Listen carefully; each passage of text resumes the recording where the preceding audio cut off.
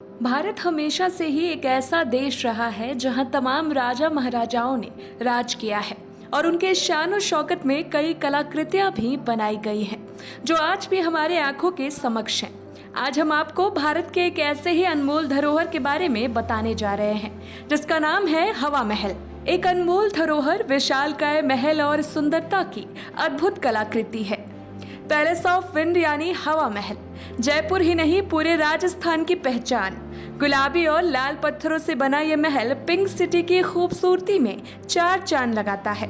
खास तौर से रानियों के लिए बने इस महल में कुल 953 खिड़कियां और झरोखे बनाए गए हैं। हवा महल भारतीय राज्य राजस्थान की राजधानी जयपुर में एक राजसी महल है। इसे सन 1799 में महाराजा सवाई प्रताप सिंह ने बनाया था। आपको बता दें कि इसे किसी राजमुकुट की तरह वास्तुकार लालचंद उस्ता द्वारा डिजाइन किया गया था।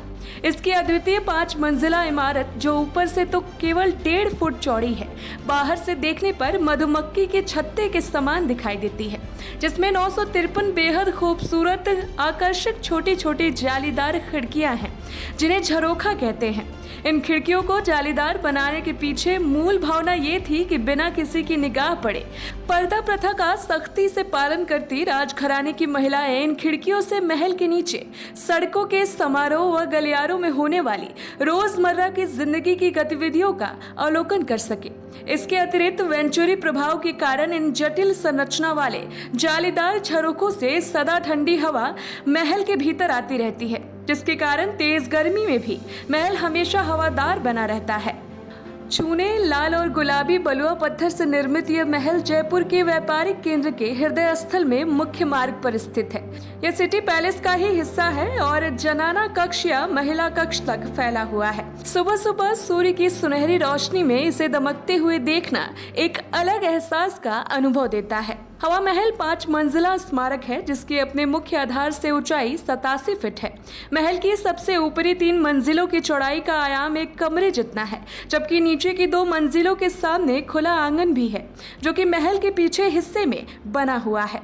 महल का सामने का हिस्सा जो हवा महल के सामने की मुख्य सड़क से देखा जा सकता है। इसकी प्रत्येक छोटी खिड़की पर बलुआ पत्थर की बेहद आकर्षक और खूबसूरत नक्शादार जालियां, कंगूरे और गुंबद बने हुए हैं जो बेजोड़ संरचना अपने आप में अनोखे अर्ध अष्टभुजाकार झरोखों को समेटे हुए हैं जो इसे दुनिया भर में बेमिसाल बनाते हैं। इमारत के पीछे की ओर के भीतरी भाग में अलग अलग आवश्यकताओं के अनुसार कक्ष बनाए हुए हैं जिनका निर्माण बहुत कम अलंकर वाले खंभों व गलियारों के साथ किया गया है। ये भवन के शीर्ष मंजिल तक इसी प्रकार बने हुए हैं। लालचंद उस्ता इस अनूठे भवन का वास्तुकार था जिसने जयपुर शहर की भी शिल्प व वास्तु योजना तैयार करने में सहयोग दिया था। शहर में अन्य स्मारकों की सजावट को ध्यान में रखते हुए लाल और गुलाबी रंग के बलुआ पत्थरों से बने इस महल का रंग जयपुर को ही दी गई गुलाबी नगर की उपाधि के लिए एक पूर्ण प्रमाण है। हवा महल का सामने का हिस्सा 953 अद्वितीय नक्शेदार झरोकों से सजा हुआ है जिसमें से कुछ लकड़ी के भी बने हुए हैं और यहाँ हवा महल के पिछले हिस्से से ये मायने में ठीक विपरीत है क्योंकि हवा महल का पिछला हिस्सा एकदम सादा है। इसकी सांस्कृतिक और शिल्प संबंधी विरासत हिंदू राजपूत शिल्प कला है। सिटी पैलेस की ओर से हवा महल में शाही दरवाजे से प्रवेश किया जा सकता है।